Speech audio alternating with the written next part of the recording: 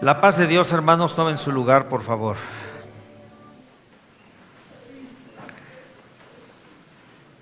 Tengo la alegría, la dicha de comunicarles a ustedes que el día viernes, este viernes, nuestro amado hermano Octaviano Melo fue dado de alta. Gracias a Dios. Platicando con mi hermana Vero y recordando ese día lunes, el hermano recibió una descarga eléctrica de alta tensión. Me decía la hermana hace un momento, yo estoy maravillada de lo que Dios hace. Le digo, yo también, porque la descarga entró por un brazo, salió por el otro sin tocar su corazón. Hubiera sido fatal, pero Dios está con nosotros. El hermano ya está en casa con buen ánimo y gracias a ustedes. Él me pide que le dé gracias a todos ustedes por sus oraciones. Dios es fiel a sus promesas, como hemos escuchado en esta mañana. ¿Quiere leer conmigo la Biblia? El Evangelio según San Juan, capítulo 11, versículos 17 al 27. Una vez más, Evangelio de Juan, capítulo 11, versículos 17 al 27. Vamos a leerlo todos unidos. Dice así la palabra del Señor. Vino pues Jesús y halló que hacía ya 4 días que Lázaro estaba en el sepulcro. Betania estaba cerca de Jerusalén, como a 15 estadios. Y muchos de los judíos habían venido a Marta y a María para consolarlas por su hermano.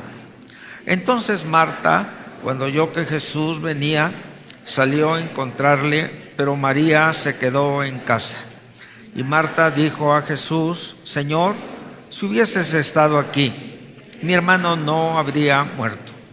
Mas también sé ahora que todo lo que pidas a Dios, Dios te lo dará. Jesús le dijo: tu hermano resucitará. Marta le dijo: yo sé que resucitará en la resurrección en el día postrero. Le dijo Jesús: yo soy la resurrección y la vida. El que cree en mí, aunque esté muerto, vivirá. Y todo aquel que vive y cree en mí, no morirá eternamente. ¿Crees esto?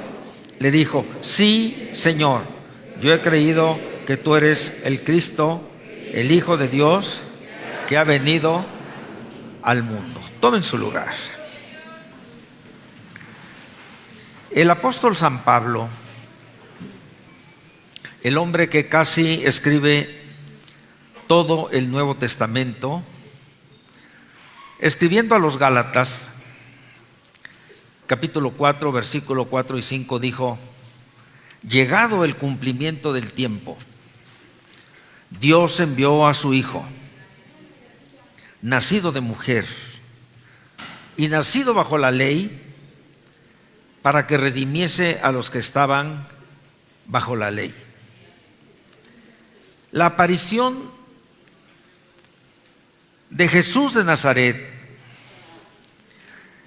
es algo trascendente, maravilloso.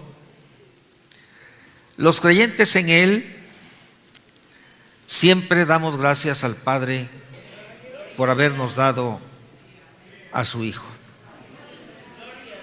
Nace en el tiempo, cuando César Augusto era el emperador romano, cuando Cirenio o Quirino era el gobernador de Siria. Nace en un lugar específico, Belén de Judea, conforme a la palabra profetizada. Su vida, su ministerio, sus enseñanzas, sus milagros, pero sobre todo su muerte y su resurrección le dan al mundo otro sentido. El apóstol Juan nos ilustra haciendo una narración muy precisa. Dice el apóstol Juan que suscitó entre los líderes religiosos mucha controversia. Jesús de Nazaret se había presentado primeramente en la sinagoga de Nazaret, conforme a la costumbre. Había ido para participar de la oración, para escuchar la palabra de Dios, pero el ministro le dio el rollo de la ley para que él lo leyese. El ministro no sabía quién era en el sentido teológico Jesús de Nazaret, y le dio el libro del profeta Isaías, y le dio exactamente el capítulo 61. El Espíritu de Jehová, el Señor, está sobre mí, porque me ha ungido para dar buenas a los abatidos de corazón, para predicar el año agradable de Jehová. Y todo lo que está escrito en el libro. Y él terminó diciendo: hoy esta escritura se ha cumplido delante de vosotros. A partir de ese momento fue seguido de cerca por los fariseos y por los escribas. Lo rechazaron abiertamente. Se manifestaron siempre en contra de él. En todo momento lo perseguían, lo confrontaba. El Evangelio de Juan, en su capítulo 10, versículos 22 al 24, nos informa cuando lo desafían abiertamente, después de ver milagros, señales, maravillas, enseñanzas, y lo increpan. Son groseros con él y lo desafían para que diga abiertamente si él es el Cristo de Dios, el Mesías. Ellos ya tenían una opinión preconcebida. Qué difícil es hacer que una persona razone cuando ya en su mente hay juicios, también prejuicios. Los fariseos ya tenían un juicio acerca del Señor. Uno de sus mismos discípulos, cuando le fue anunciado acerca del Mesías, dijo: ¿y de Nazaret puede salir algo bueno? Para ellos, el Señor Jesús era un impostor. Para ellos el Señor Jesús era un enfermo mental. Y para otros de ellos también el Señor Jesús era un blasfemo. Y entonces ellos decían: conforme a nuestra ley, un blasfemo debe ser muerto. No podían aceptar que el hijo de un carpintero fuera el Mesías, aunque Jesús es más que el hijo de un carpintero. Él es el Hijo eterno del eterno Dios. Estas confrontaciones fueron constantes. Y ante la agresividad de los fariseos y de los escribas, dinos ya si tú eres el Mesías, la respuesta del Señor destaca precisamente las señales mesiánicas de Isaías 61. Milagros, enseñanzas, predicación del Evangelio que, por cierto, cuando predica el sermón del monte, la multitud dice: nadie ha hablado así.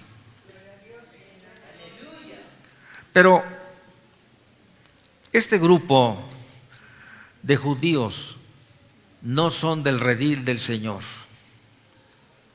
no aceptan sus palabras, no aceptan sus hechos. El problema de ellos y de todos los que reducen la verdad es que creen que solamente lo que ellos aceptan como verdad es la verdad. Si no se ajusta a sus principios y a sus criterios lo que alguien más dice, lo desechan. Se encuentran ahora los discípulos y el maestro en esa confrontación, y llega un mensajero, y el mensajero les dice: el que amas, tu amigo, está enfermo. Y entonces, oyéndolo, el Señor dijo: esta enfermedad no es para muerte, sino para la gloria de Dios, para que el Hijo de Dios sea glorificado por ella. Hermanos, en cierta ocasión, en una actividad evangelística, teníamos una oposición muy grande de vecinos. Teníamos además autoridades en contra. Y una de nuestras hermanas, que nos apoyaba mucho en la oración, enfermó. Y yo me acordé de estas palabras del Señor y dije en mi corazón: esta enfermedad no es de muerte, sino para que el poder de Dios se manifieste. Pero la hermana murió. Y entonces estaba yo confundido. Oraba yo al Señor y con humildad preguntaba: ¿por qué, Señor? Esto podía haber sido un gran testimonio, pero la hermana murió. Con esa situación me quedé 2 días más, pero resulta que la muerte de esta hermana sí fue para la gloria de Dios, porque su esposo se convirtió, sus hijos se convirtieron, sus hijas se convirtieron, y este testimonio fue de gran bendición. Los hijos y una hija de esta hermana, María Hernández, son siervos del Señor actualmente. Lázaro no está muerto,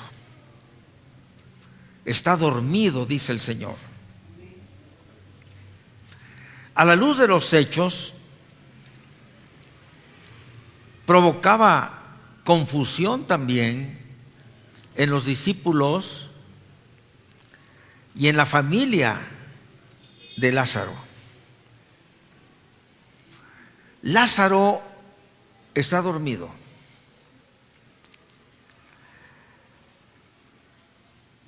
El Señor va, después de 4 días, estaba enfermo y muere, y después de 4 días va a Betania.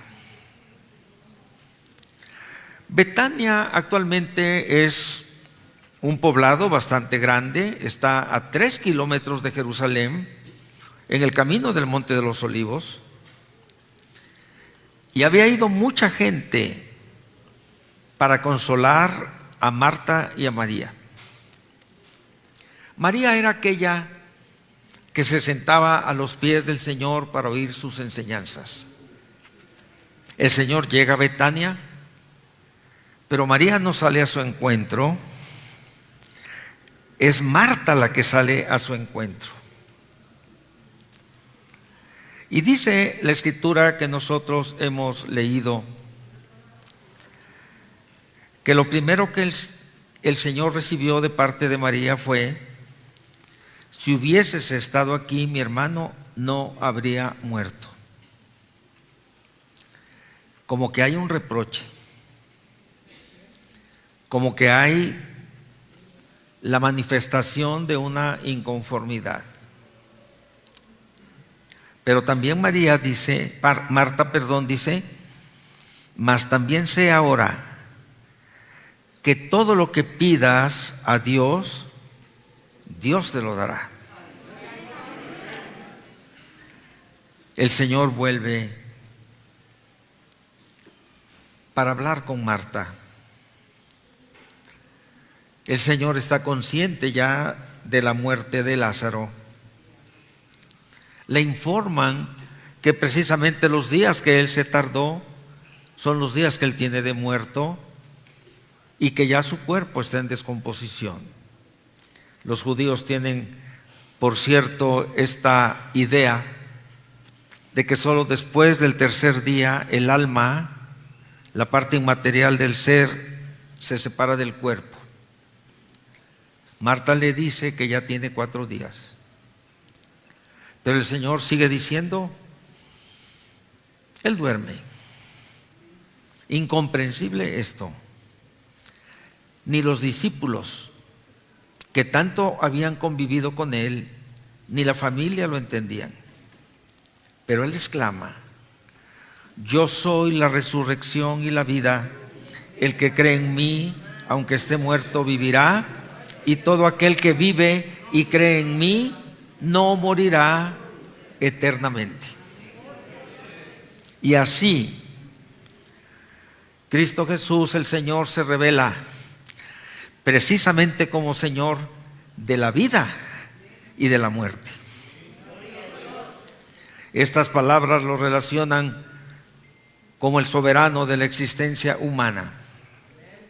Es una forma de plantarse en nuestro ordinario, en lo eterno, en lo divino. El evangelista Juan, por inspiración del Espíritu Santo, nos presenta entonces al Señor Jesús como el único que tiene la capacidad y el poder de dar vida a los que creen en Él. Yo soy la resurrección y la vida, y todo aquel que vive y cree en mí no morirá eternamente. Ahora resaltamos la humildad de Marta. Lo dice con fe: yo he creído que tú eres el Cristo, el Hijo de Dios que ha venido al mundo. Qué reconocimiento frente a una multitud. Cuando en la Biblia, Nuevo Testamento, se habla de una multitud, se habla de 5,000 personas sin contar niños. Cuando se habla de una gran multitud, se habla de 20,000 personas. Esta es una gran multitud. La gente escucha lo que el Señor provoca en el corazón de Marta. Tú eres el Cristo, el Hijo de Dios, que has venido al mundo. Ella comprendió lo que los líderes religiosos, los líderes de los judíos no comprendían. no entendían Isaías 61. Tenemos un amigo judío, Moisés Resnick, que recibió a Cristo en su corazón. El impacto de la palabra en su alma lo hizo ir con su familia y hablarles de Cristo Jesús. Y lógico, su familia lo rechazó y le dijeron: Moisés, estás loco. Pero su madre lo llamó aparte y le dijo: hijo, no hables ya estas cosas. Somos judíos. Y entonces Moisés Resnick le dio la palabra de Dios, le dio las escrituras judías y le dijo: lee Isaías 61. Y se salió de la estancia donde estaba su madre. Oyó unos sollozos, oyó un grito desde el fondo del alma. Era su madre. Y entró a aquel lugar donde estaba su mamá y la vio bañada en lágrimas. Y su mamá le dijo: Moisés, lo matamos. Nosotros somos culpables de la muerte de Jesucristo, el Hijo de Dios. La familia Resnick hoy en Mérida, en México, en los Estados Unidos y en Israel dan testimonio que Jesucristo es el Salvador del mundo. El Mesías tenía que hacer manifestaciones plenas de misericordia y de gracia. El Mesías tenía que responder a las necesidades más sentidas de las personas. El Hijo de Dios, el ungido anunciado por los antiguos profetas y esperado por los piadosos de Israel, tenía que manifestarse con milagros, señales y maravillas. Hermanos, la fe en Cristo prepara el camino para los grandes milagros, para grandes milagros. Las respuestas de Marta, fundadas en la fe, prepararon exactamente el camino para la resurrección de Lázaro.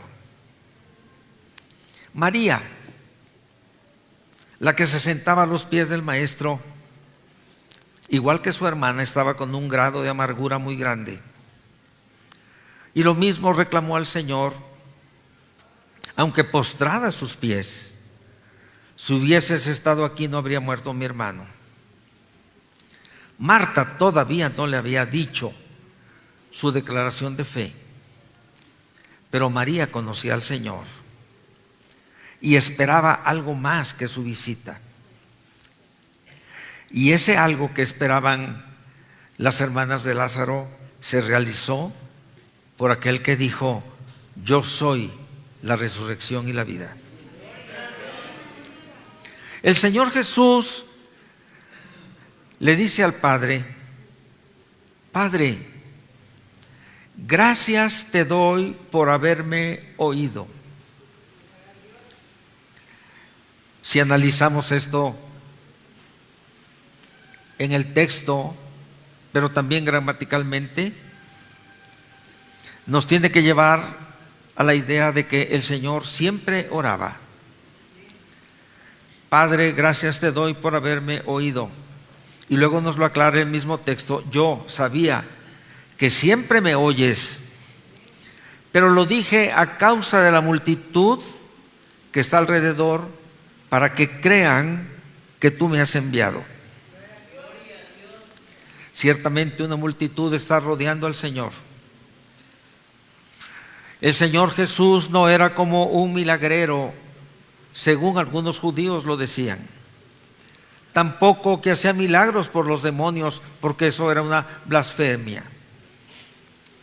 Lo que esa multitud está a punto de ver es un acto glorioso, soberano del poder de Dios en Cristo Jesús, para que ellos crean que Él es verdaderamente el enviado de Dios para la salvación del mundo. Y entonces clama a gran voz: Lázaro, ven fuera.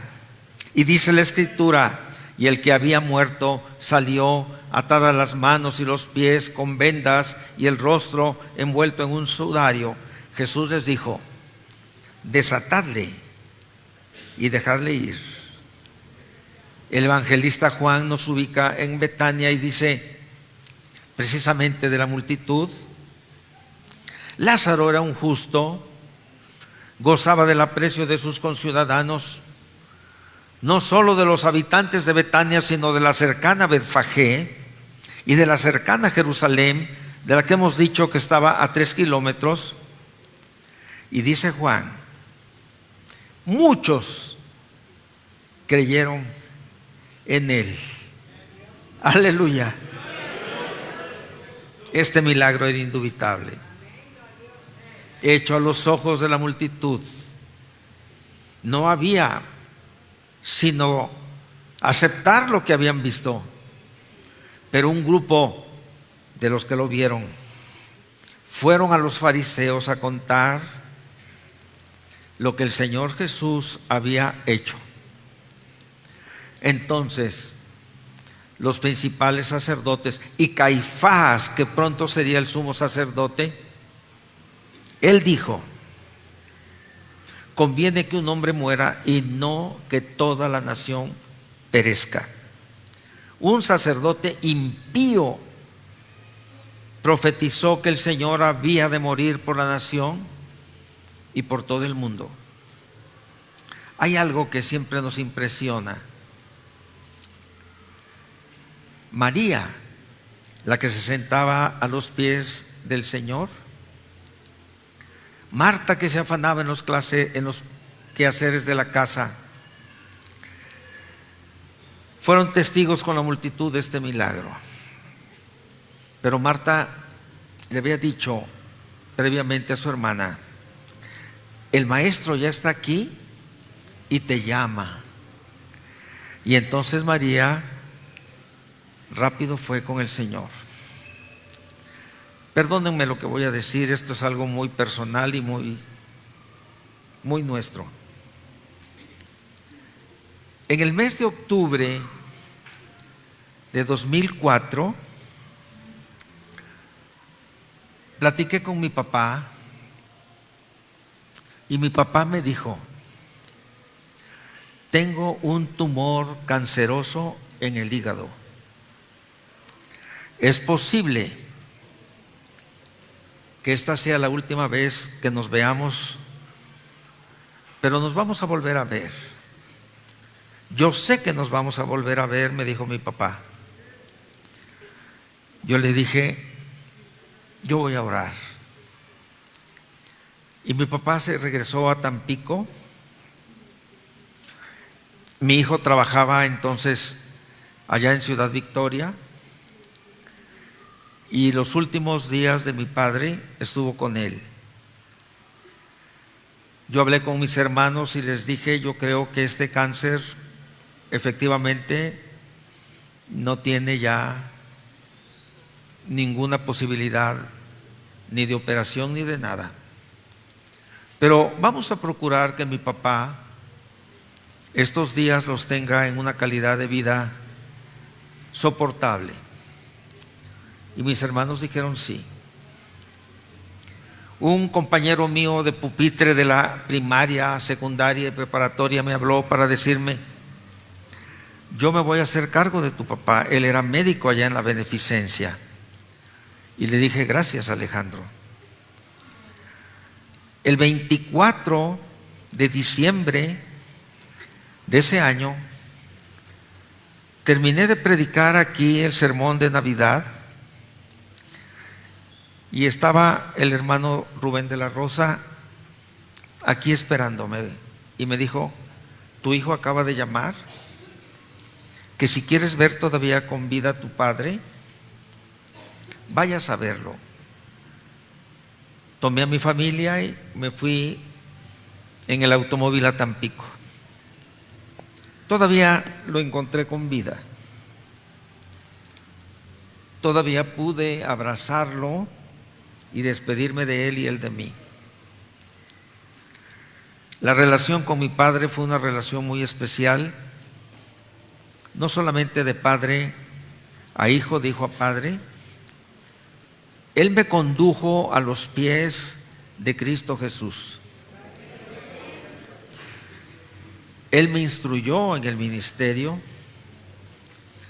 y era algo para mí muy complicado. Nos despedimos. A los pocos minutos, Él partió al reino. Empezó una serie de cosas que los que han pasado por esto me comprenderán. Le dije a uno de mis hermanos: hazte cargo de todos, yo no puedo hacer nada, pero pide auxilio aquí a nuestros amigos que nos ayuden. Nos fuimos en ese mismo momento a la capilla funeraria y entonces, con este dolor, con esta tristeza, llegó el hermano Heriberto Garza, que era nuestro pastor en Monterrey, y empezó a predicar. No recuerdo a ciencia cierta lo que él dijo, pero en un momento dijo: el Señor Jesús dice, yo soy la resurrección y la vida. El que cree en mí, aunque esté muerto, vivirá. Eso bastó. Eso fue suficiente.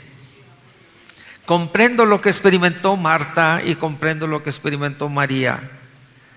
Comprendo lo que sienten mis hermanos en tristeza, pero en bendición cuando escuchan: el que cree en mí, aunque esté muerto, vivirá. El Señor Jesús le dijo a Marta: ¿crees estas cosas?